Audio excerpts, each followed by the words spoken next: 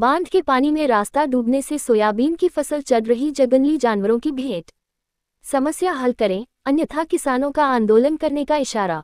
बालापुर तहसील के क्षेत्र में आने वाले ग्राम कौंजा रमजानपुर लघु पाट बंधारे के माध्यम से हजारों हेक्टेयर खेती लेकर वहां पर बांध बनाया गया। बांध के कारण कई किसानों के खेत के 2 रास्ते पानी में डूब गए, जिसकी वजह से किसान अपने खेत तक पहुंच नहीं पा रहे हैं, जिसकी वजह से अपनी फसल घर तक लाना मुश्किल हो रहा है, जिसके चलते किसानों की फसलों को भारी नुकसान होने के कारण उन पर आर्थिक संकट मंडरा रहा है।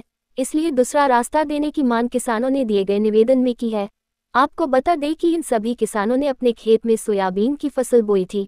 फसल तैयार करने के लिए अपने खेत में पिछले 5 वर्षों से रास्ता न होने के कारण ट्रैक्टर और दूसरे वाहन नहीं ले जा सकते, जिसके कारण किसानों ने अपने खेत में सोयाबीन की बड़ी बड़ी गजिया लगा रखी है, जिसमें मुंगूस, घुस, बंदर, डुक्कर और जंगली जानवर बड़े पैमाने पर नुकसान पहुंचा रहे हैं, जिसकी वजह से तैयार फसल भी नष्ट होने की कगार पर है।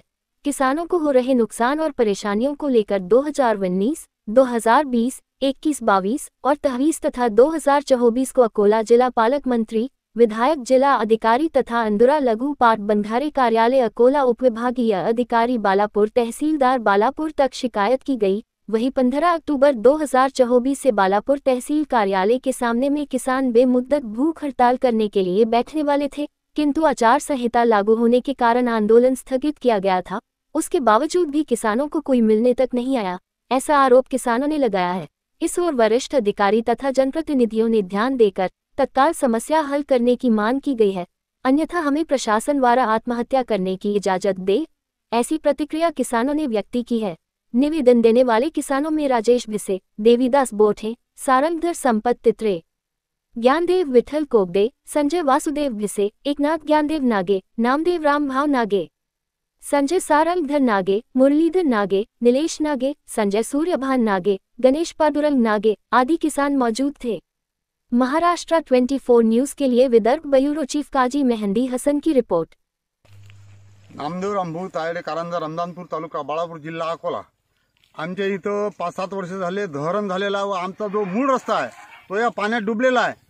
त्यामुळे आमची जे उर्वरित जमीन राहिलेली आहे 40-45 जणांची, ते शेतकरी एकदम रस्त्यामुळे त्रस्त झालेले आहेत।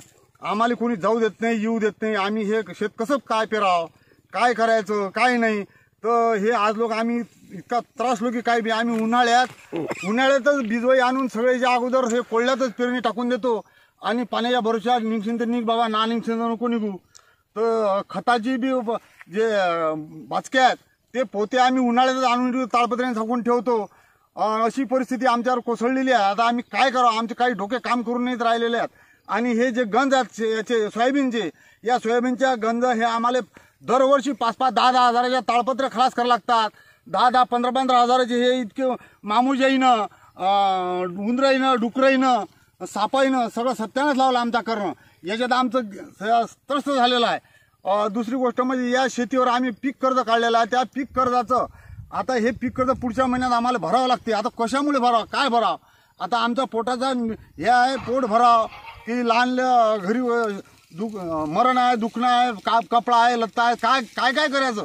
आणि आमच्या इकडे हे आम्ही सर्व निवेदन दिलेले आहेत, आमदार, खासदार यांना सर्वांना निवेदन देऊन उपोषण मांडण्याची तारीख दिलेली होती। उपोषणाचं सगळं केलेलं होतं, पण ते काय म्हणतात त्याला आचारसंहिता लागल्यामुळे त्यांनी आम्हाला मागं सारलेलं आहे व मागं सारलेलं। आता सगळे निवडून आले आहेत, आपापले कामं सगळे रेडी झालेले आहेत, पण आम्ही मातीचा पक्ष शेतकरी जो आहे याले बळीराजा याच्या नावावर सगळं चाललेलं आहे व बळीराजा पुरा मातीत घातलेला आहे। याच्याबद्दल आता आमचं हातजोडून विनंती आहे की कम से कम आम्हाला या शेती रस्ता द्या, आणि रस्ता देत तर मग आमची उर्वरित जी शेती आहे एक तर त्याचा आम्हाला ठोका द्या, नाही तर हे विक्री करून आम्हाला पैसे मोबदला द्या।